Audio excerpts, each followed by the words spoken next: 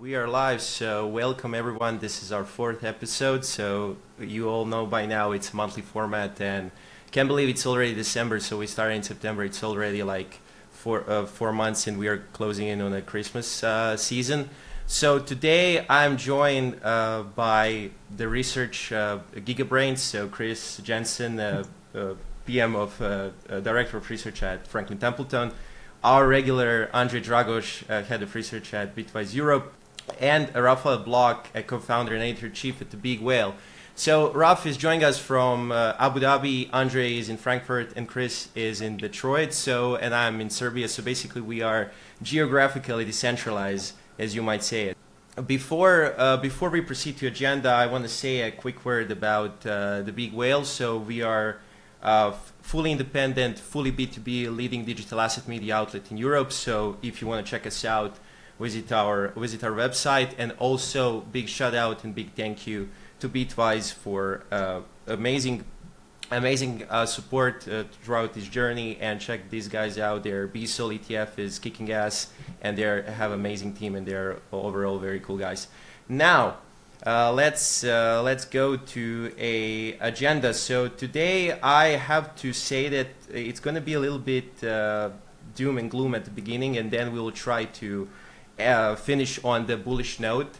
So we're going to tackle the most pressing questions, at least from my perspective. I'm dying to hear, is the 4-year cycle dead?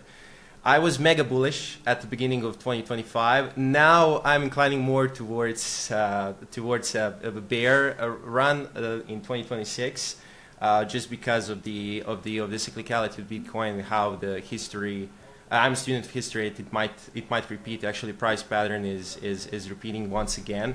Then we are gonna explore the possibility of, can digital assets recover in 2026 if the bear market realizes. We all know they got clubbed down extremely during the past 2 months, and we're gonna try and end on a positive note as we go into of course, Christmas season, and make a bullish case for 2026.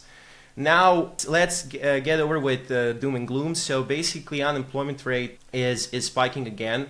It's currently at 4.3 or 4.4%. Some projections are that unemployment rate will hit north of 10% in 2026, partially due to AI, partially due to people actually companies not having money and retail getting laid off at increased pace. So retail is not there. We all know that by now, but they cannot be there if they don't have a job and they don't have excess income to spend on digital assets, leading to the absence of the blowout top and euphoric phase in this cycle of Bitcoin. Also, when we take a look at PMI is below 50. It's a gauge of American industrial sector. It's overall like kind of gauges the sector that is the backbone of manufacturing. And if PMI is low, the economic output is very, very poor. And historically, when PMI peaks, Bitcoin price peaks as well, or at least it leads to a blowout top. Now, this all was coupled with massive ETF outflows. Basically since October, ETF outflows have outweighed ETF inflows by a high margin, leading to a Bitcoin cyclicality or Bitcoin performance, leading to Bitcoin recording one of the worst Novembers in its history. If you take a look at the November chart, it was only worse in 2018 during the bear market. So a very, very nasty November behind us. And I used to joke about this, but every time we kind of finish this market call, prices drop. And every time I see this cross-asset performance from Bitwise, I see gold at the top and Bitcoin at the bottom, at least for this 4 months that we covered so far.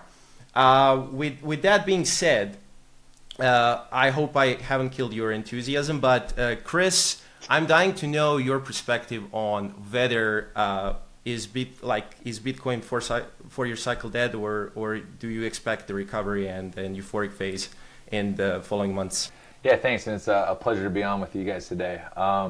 In short, I do think the traditional 4-year cycle as we've come to know and expect. I do think that is dead for a variety of reasons. It was originally linked to the halving cycle. Obviously, nowadays with Bitcoin, the inflation rate is less than 1%. That's less than gold.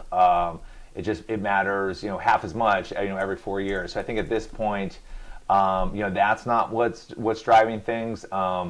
I think people also point to kind of the global liquidity cycle, and obviously in prior cycles we've had some pretty extreme blowups that have resulted in kind of those severe drawdowns.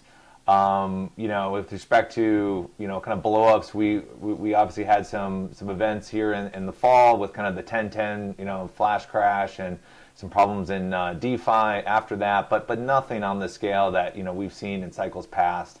And I do think the kind of liquidity picture is turning. We're obviously pricing in already kind of a rate cut today here in the States.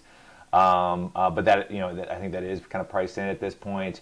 So I think, and obviously as you point out with the price action and flows, and we're certainly at a bump in the road, and it could be like this I think for a while, but but I don't see this being kind of the massive drawdown that we've seen in prior cycles. We obviously didn't have the massive blow off the top either, right? So there was kind of a distribution of wealth, people taking chips off the table in that kind of Bitcoin 100 to 120 range, and obviously we've kind of pulled back below that. So is the 4-year cycle dead? In my opinion, the traditional 4-year cycle is dead, but obviously, there is some headwinds as we look to kind of resume that kind of bullish trend. Interesting. So I want to ask you on that. So basically, do you see retail ever coming, let's say in the next year? Yeah, I do, and I do think 2026. I think we finish. I think we're up, in 2026. So I guess right there, I think here in the end of 2025, you also have kind of year-end reasons and tax loss harvesting and whatnot. Digital assets hasn't performed as well as other asset classes. And now that you have, the ETFs, you can't kind of wash sale trade the ETFs like you could, with spot and stuff. So, so I think there's all of that. And I think as we go into 2026, I do see institutions coming, back. I mean, they're here, right? It's just they move slower. I do see retail coming back. Sentiment is pretty negative right now, but it doesn't take that much to change, sentiment. And obviously, a price can do that as well. So I do see retail coming back. I see flows coming back. I see 2026 finishing up. But it could be, kind of choppy and depressing, I think, for a little while. Yeah. Especially, I mean, since QT has ended officially on December 1st, by the time we see effects, it can be extremely choppy for a couple of, first quarter or maybe Q2 of 2026 as well. André, I know you wrote a report recently about Bitcoin being mispriced, right? I want you to, and I know your thesis that the 4-year cycle is dead. So I want you to show me a couple of graphical supports and actually what makes you so confident that the 4-year cycle is dead, in fact. Yes, sure. Yeah. Good afternoon, everyone. So yeah, I think the 4-year cycle, at least like the halving induced 4-year cycle, is dead. I mean, there's been like a coincidence between halving events and, for instance, also US presidential election events that also happened during 2012, right? 2016, 2020, 2024, right? I think that there's always been a kind of coincidence. But there's also been a coincidence, since you mentioned the ISM manufacturing index, there's been a coincidence between US business cycles and business cycle troughs, in particular in the ISM, and halving events as well. And my personal thesis is it's probably always been macro, right? The key driver for like these Bitcoin cycles, bull and bear cycles. And the reason why I think like this kind of halving effect is essentially dead, and that's why the 4-year halving cycle is dead. It's because if you look at the numbers, right, between, for instance, if you compare like the halving-induced supply deficit, right, each year, 2012, 2016, and so on, and you compare it with the amount or the number of Bitcoins bought by institutions, meaning Bitcoin Treasury companies and ETPs, global Bitcoin ETPs. Especially this year, like 2025, institutional investors, Treasury companies, and ETPs, they've bought like almost 1 million Bitcoins. It's record high. It's even higher than 2024. And with respect to the halving effect, this halving deficit, supply deficit, it's around 7 times bigger. You know? So it's 7 times bigger because the halving deficit's around 164,000 per year Bitcoins. Yeah. And from a pure quantitative perspective, that's why I think that kind of effects is diminished, you know. And the question is, of course, what is driving institutional demand, right? There's like a structural element, rising adoption, right? We've just seen like major wirehouses in the US getting access to ETFs, right? Like Wells Fargo and Bank of America, just recently Vanguard, but and so on. In contrast to that, but so this structural element. Yeah, I want to add maybe one thing. One last sentence. One last sentence. So, and a cyclical element, right? And the cyclical element of institutional demand is driven by macro cycles, right? I wanted to add, like, now that you mentioned a supply shock and how the demand outpaces the supply for mining, but long-term holders sold at an extremely high rate. Do you see long-term holders actually stop selling in 2026, or are they exhausted? So I do That's think my question. they sell less, at least, right? The pace of selling is declining for a couple of reasons. Because first reason is we moved below $100,000, right? Psychological mark. And what we've also seen on chain is long-term holders are not selling at a profit anymore. They even started selling at a loss, right? So realized losses spiked among long-term holders. So from a pure kind of profit viewpoint, economic point of view, like it's not as beneficial to sell for long-term holders at these like depressed levels as it has been at like above 100K, right? And so you already see that like realized profits are declining, and because they're already going into that kind of loss zone, right? So you have unrealized losses among long-term holders. There's like less incentives to sell. You know? And just it would be interesting to have also your vision on this, Chris. Just a simple question: do you think that this is a good or a bad thing that maybe this 4 years cycle just ended? I mean, the big question is, is it something good for the retail and institutional investors?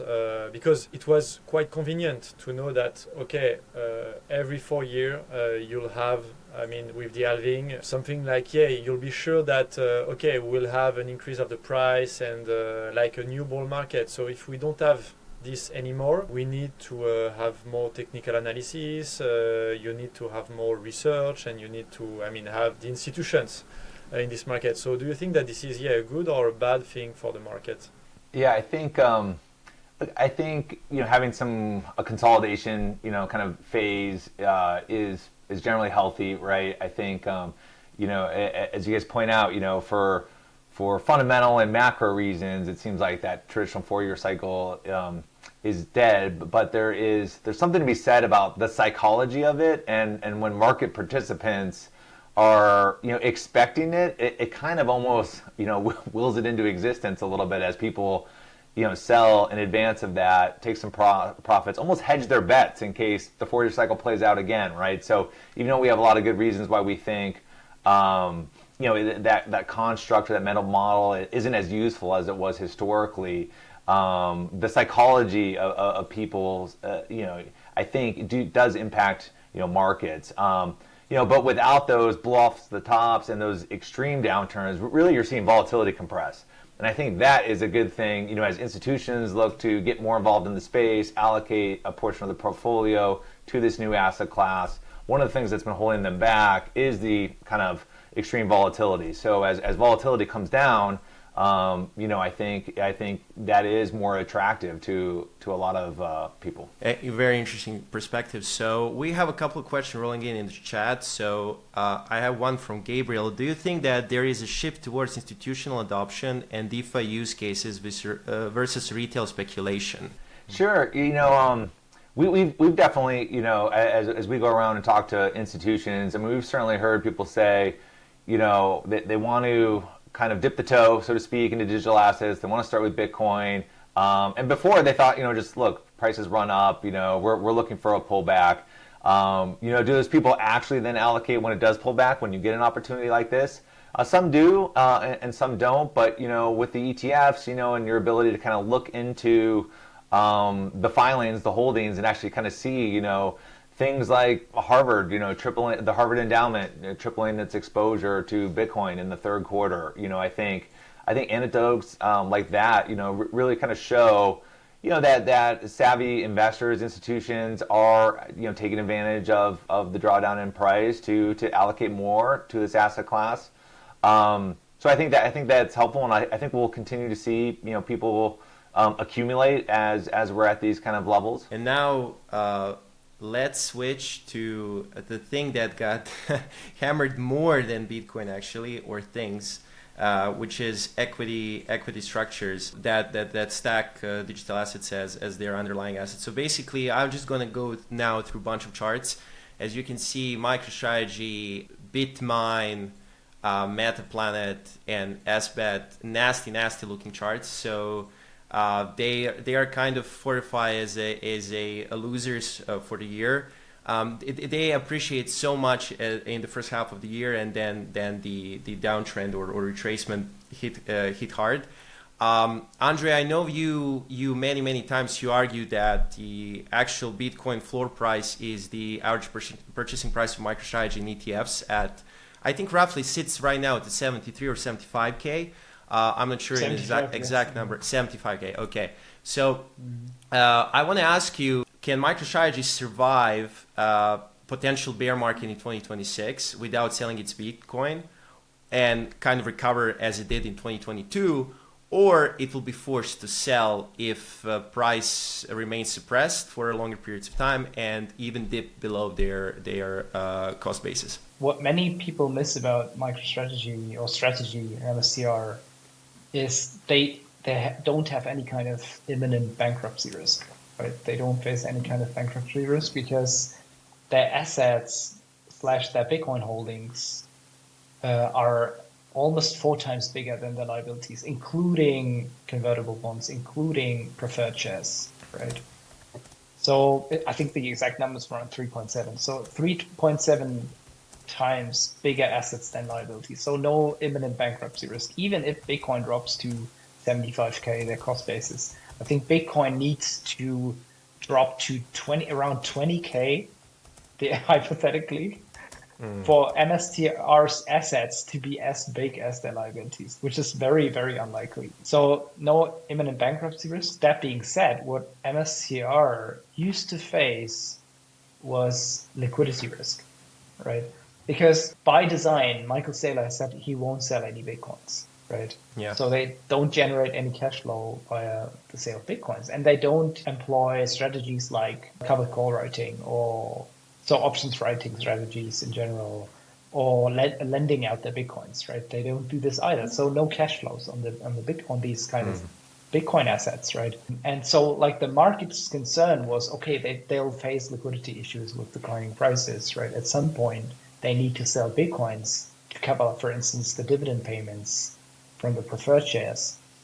And now, I think around a week ago, or less than a week ago, they announced, okay, they have this $1.4 billion cash reserve, right? Dollar cash reserve. I think that actually these market concerns that they face liquidity risk and that they have to sell Bitcoins, because with these $1.4 billion in cash reserves, they can theoretically pay dividends for, I think, the next 20 21 months. Something months. Right? Yep. So even if we had like a bear market in 2026, which I don't personally expect, but even if we had a bear market, right, they could easily survive at least like for the next 12 months easily, without selling any Bitcoins. We have an interesting question from Jonathan. He is kind of making correlation between Nasdaq and Bitcoin, and since MicroStrategy is included in QQQ index, he asked is that aren't you afraid that equity markets retracement may bring Bitcoin even lower and MicroStrategy as well in the 2026? Yes, of course, I can take this as well. So yeah. To be fair, like the correlation between equities and Bitcoin and also Ethereum is quite high at the moment. So I think it's 0.6 over the past 3 months. So any kind of drawdown in equities probably going to propagate to Bitcoin, right? All else equal, right? But that being said, what most people miss is Bitcoin's not so much like an equity risk hedge, right? When the S&P 500 drops by more than 2%, Bitcoin tends to drop more than gold, right? Gold tends to be a better equity hedge. That being said, Bitcoin tends to be a better bond hedge. And this is what most allocators miss, and even like professional fund managers miss. And what we call like the Bitcoin bond conundrum is Bitcoin, firstly, is less correlated to US Treasury bonds, for instance, and like in general bonds than gold on a rolling basis. So offers more diversification. And during bond down days, Bitcoin actually outperforms gold. Gold tends to be more interest rate sensitive when yields go up and bond prices fall, right?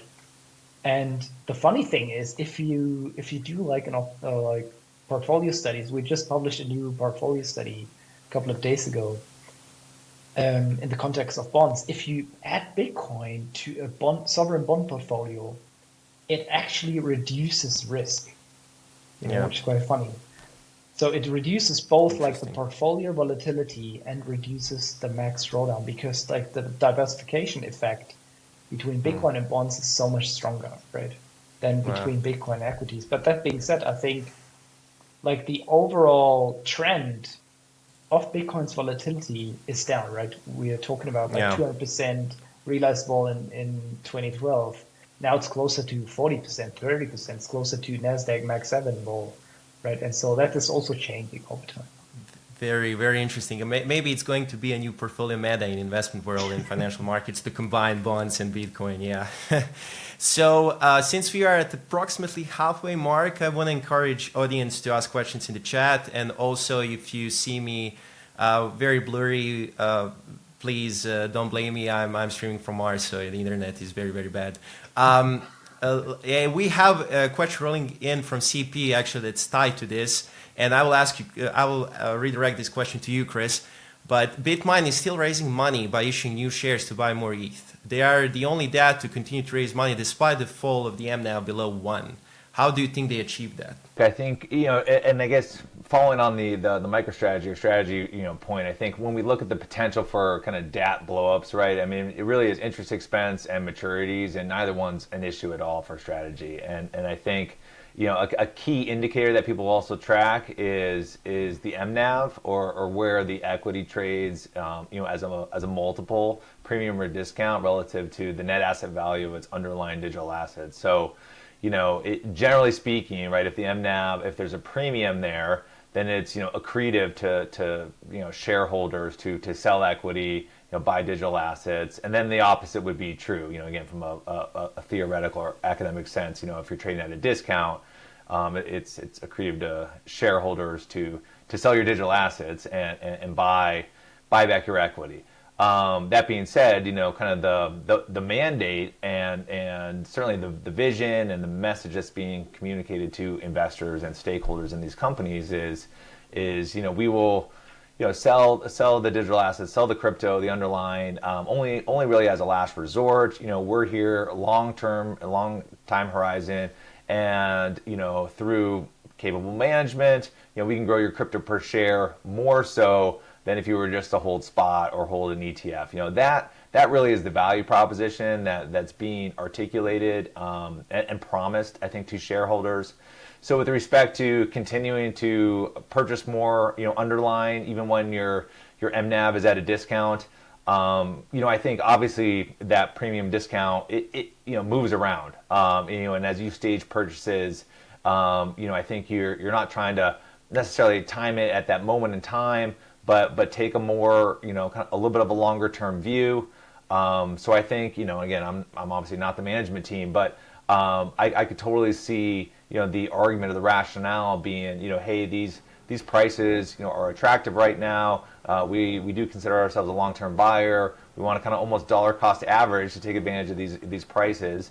And as you do have this nice kind of secular trend at your back too. So as this cyclicality kind of works itself through, and as we come out of this, you're going to be better off for making some of those purchases. Yep.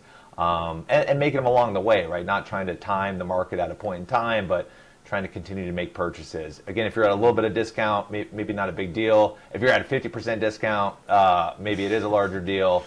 And I think the way this space evolves is your key leaders, for each of these underlying digital assets. Maybe it's one or two really rise to the top, and I'm more worried about the longer tail. But they own a lot less of the underlying, so I think that's less systemic risk to the system. I do think some of those get bought out by the bigger players, and some just kind of go away, right? But I do think the kind of the market leaders for Bitcoin, for Ethereum. I'd put Solana in there too, right? Forward Industries. I think there's some good teams here. I agree. That can deliver on this message, grow crypto per share. Yep. Over time. So that's what I'm kind of looking for. But I'm curious to see what happens to the long tail of these digital asset treasury companies. Yeah, Raph, go. Just about especially strategy, don't you think that they made a mistake when they say that they could sell some of their Bitcoins? Because as you know, the game is to accumulate without selling. And it was interesting to see, especially the last 2 days in Abu Dhabi, that so Michael Saylor is here in Abu Dhabi.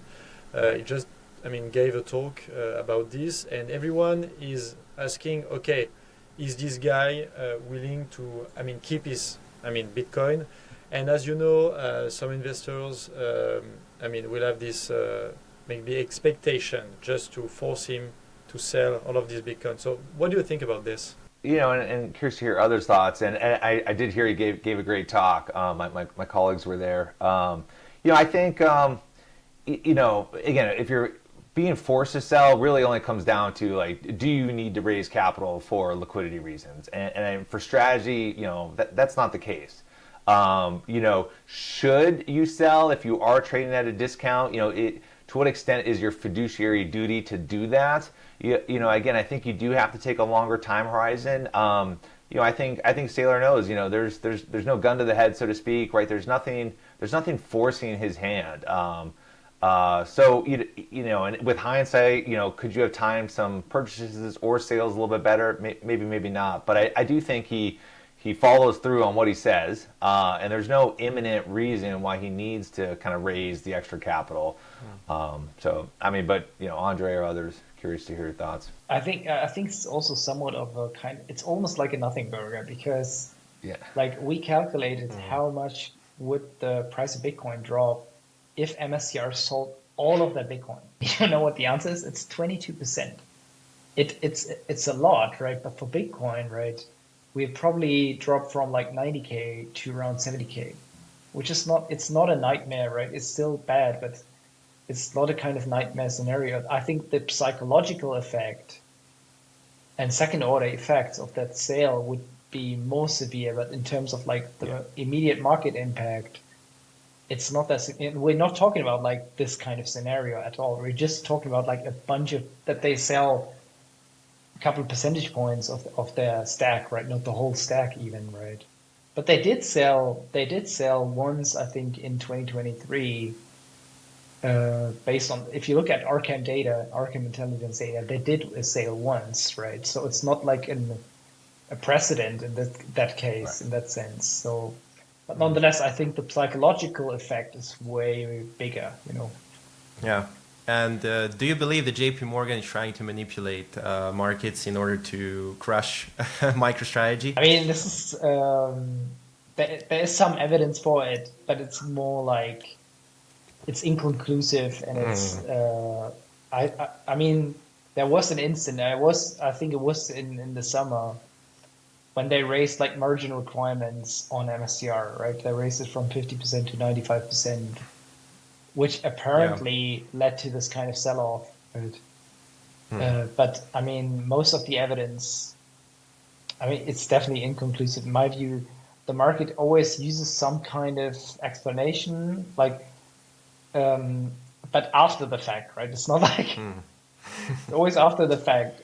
But what I do believe is that current valuation, Bitcoin valuations, are ridiculously cheap. Like the market is mispriced, in my opinion. If you look at it on a relative basis, relative to gold money supply, relative to the growth outlook in 2026, also on an absolute basis, right? If you look at MVRV, Z-scores, or any kind of valuation metric for Bitcoin, it suggests like the market seriously mispriced it. It doesn't mean like the market price is wrong. It just means there's so much value, because price is what you pay, right? Value is what you get. So in terms of valuation, I think there's way more value in Bitcoin right now than the price suggests, the market price. Nice. Okay, it also doesn't mean we won't first go try to test the 200-week moving average before resuming, right? I think the path is less clear, but the destination, I mean, I think it sounds like we're all in agreement. Bitcoin seems undervalued at current prices. How we get from current market prices to where we think more intrinsic value lies. Again, it's probably not a straight line, but and that's why the kind of dollar cost averaging over time. I think that is the way to go. Yeah. So because we have a lot of questions in the chat, I wanna wrap up the agenda very, very quickly. So I'm gonna ask you, gents, which tradable asset class do you think will perform the best in 2026? So including stocks, bonds, real estate, whatever, gold. I mean, silver was the best altcoin this year. Well, I mean, look, history would suggest that in most years it is digital assets. It's either Bitcoin or Ethereum. We do have the psychological headwind maybe of 2026, being less optimistic. But I'll go with the historical track record, and I'll say digital assets. Okay, André. Yes, I'd go with Bitcoin and digital assets as well, because as Chris has mentioned, if you look at the track record, either Bitcoin was the best performing asset or the worst performing, right? Yeah. There's essentially nothing in between. Exactly. And I think in any year where Bitcoin was the best, it will also outperform gold. And I think in terms of 2026, we'll probably see a kind of rotation back from gold, like safe haven assets, into Bitcoin again, as risk appetite returns and like global growth stays actually quite robust. Yeah, Raph, what are people talking in Abu Dhabi? What's the appetite? I would say gold and of course crypto, but I mean not Bitcoin, more maybe ETH and Sol for tokenization. I think that it will be a massive trend next year. I take this risk, and I would say not Bitcoin but more ETH and Sol. Yeah, and it's a perfect orature for the question from Dimitri, which is when will the old season start, and will we experience the rotation like Bitcoin pumps first, then rotation into larger alts, and then at the end of the day, small alts? Is that a viable theory or expectation anymore? Yeah, and we spend a lot of time doing a lot of deep dives and fundamental work on altcoins, and everybody's got their favorites, and what we're seeing, right, is fundamentals are improving. Despite price being off, fundamentals are up in a lot of these projects. So, but what does it actually take for price to really move? I do think Bitcoin, is still king and needs to kind of break out for these alts to, for alt season to happen. But I do think that, when we do get that alt season, it's not going to be like prior cycles where the rising tide lifts all the boats. Like I think you will see certain ones really outperform, those that are generating kind of real revenues, that have, thoughtful tokenomic designs and value accrual mechanisms, whether it's, kind of buybacks or whatnot. But I do think it's hard for even the best of those projects to really kind of break out and set new highs without Bitcoin first kind of improving and breaking out itself. So what is your view on the ETH Bitcoin pair for the next year? So it's a question from CP. He said that Vitalik 2026 Ethereum upgrade will make Ethereum quantum proof, while Bitcoin is not. Until not yet. Do you agree with that? I mean, it's true. Both protocols are like vulnerable to quantum risk, right? Both Bitcoin and Ethereum. I think there are like Bitcoin improvement proposals already, like BIP 360, right? So it's being discussed, and like implementations already being discussed as well. But I think like the timeline when quantum will become like a real threat and risk for Bitcoin is probably at least 5 to 10 years away, right? If you survey different kinds of experts, even Vitalik says like there's a 20% chance by 2030, right? Yeah. It's 5 years away, and he says like there's only like a 20% chance. And people like Adam Beck say it's at least 20 years away. So you expect like quantum not to become a risk at least until 2045. But that being said, I think discussions are already ongoing, and I think to be clear, like quantum is not a risk to Bitcoin, the protocol itself, right? The protocol is like incredibly robust even against quantum computing. It's more like a risk for individual wallets, and like in the worst case scenario, attackers will probably go for these kind of honeypots, like the Satoshi wallets, and try to steal those. Yeah. But so the real risk is not so much a real risk for the network, for Bitcoin itself, the asset class. It's more like the potential attack of these honeypots, and then a sale of these Bitcoins, or partial sale of these Bitcoins, like the Satoshi stack, right? Yeah. And so at some point, like the market will digest this kind of like supply, of course, and we'll move on. It's just like a temporary price risk at the end. Yeah.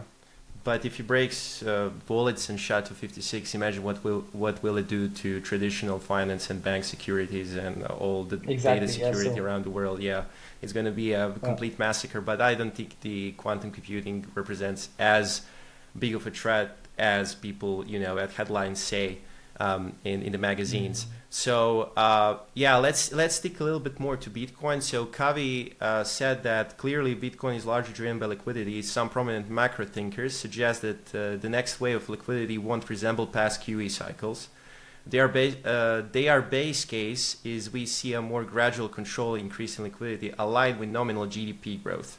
What are your views? André, I think it's a perfect question for you. So I think global liquidity is already increasing. It's already at new all-time highs, at least if you consider global M2 money supply to be a gauge for liquidity, right? It's already at new all-time highs, and it's accelerating. It's accelerating in the US, right? It's accelerating in China, and will probably continue to accelerate because the yield curve has steepened, tends to be like a high-frequency leading indicator for money supply growth. And so I think that's definitely bullish. Nonetheless, we've seen that like very significant divergence of Bitcoin from global money supply, which is probably like the most hated chart right now, right? Money supply and Bitcoin. But there's not like a short-term relationship between Bitcoin and global money supply. It's more like a medium to long-term relationship. And there's something called co-integration, so between both variables.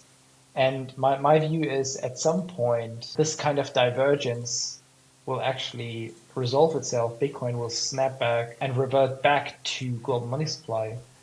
Yeah. And the funny thing is, if you model this kind of co-integration relationship, global money supply suggests a fair value of Bitcoin of around $270,000 right now, based on that model alone, right? Right now? right now. That's like the fair 270K. value. That's why I also think like Damn. Bitcoin is so mispriced in any way you look at it from relative perspective versus gold. You can even model like Bitcoin's valuation relative to gold based on like Yeah. the Maya multiple.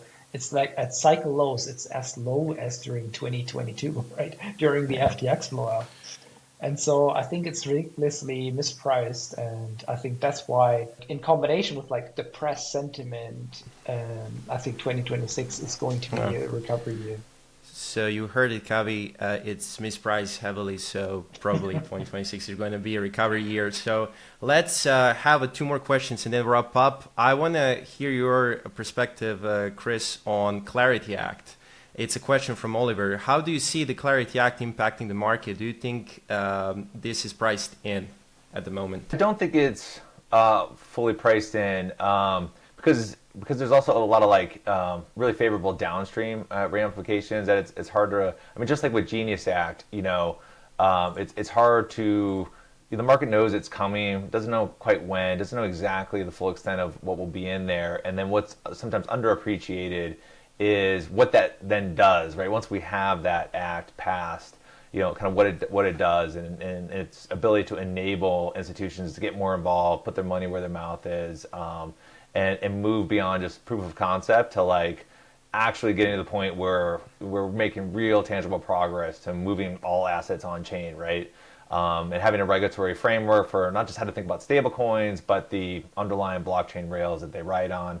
And so I think, I mean, the market kind of knows, Clarity Act is in the pipeline and timing wise, maybe a little ambiguity there. I think we're thinking, there'll be progress made, over the next, kind of several months, right? And we hope there's, bipartisan support like there was for Genius but we see this all as a continuation of this favorable trend of, you have institutional adoption plus increasing regulatory clarity and really opening up, this new asset class. You mentioned the wirehouses and on all these platforms, and kind of tying this back to our thoughts around the 4-year cycle where we started this conversation.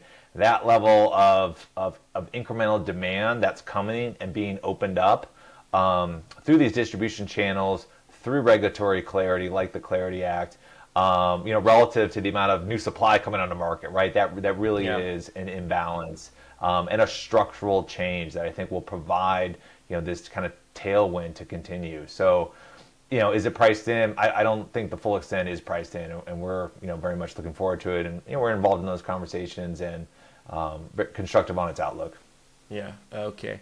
So let's tie back to supply question once again. Like people are very, very interested in knowing why supply outweighs demand currently, even though the supply shock is happening from the perspective of mining rewards versus the demand from institutions.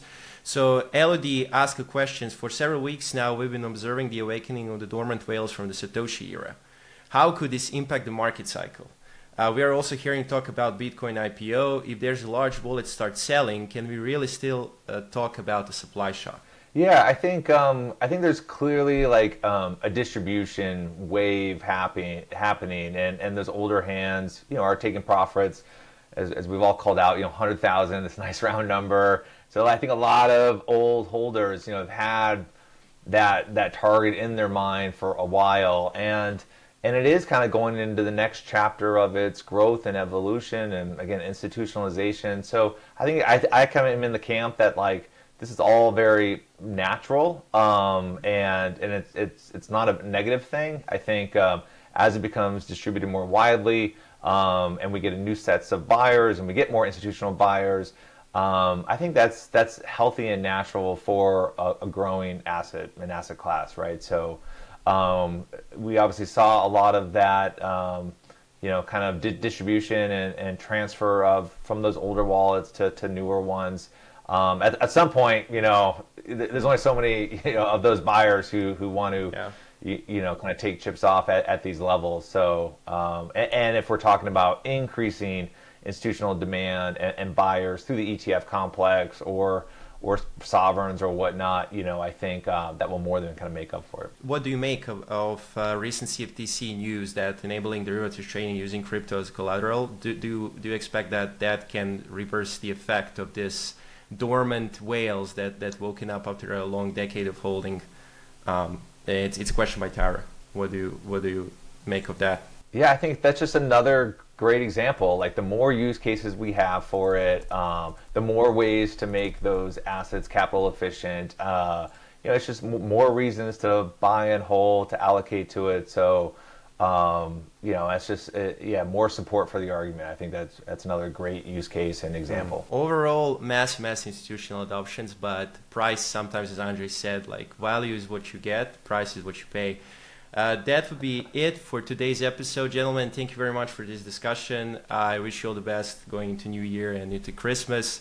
Hope we will chat again in the 2026. And yeah, with that being said, guys, thank you for your participation in the audience. Questions were amazing. We're sharp as always, and we see you. Stay tuned for the upcoming announcements, especially our interview or Raf's interview with the Coinbase CEO Brian Armstrong. Bye, guys.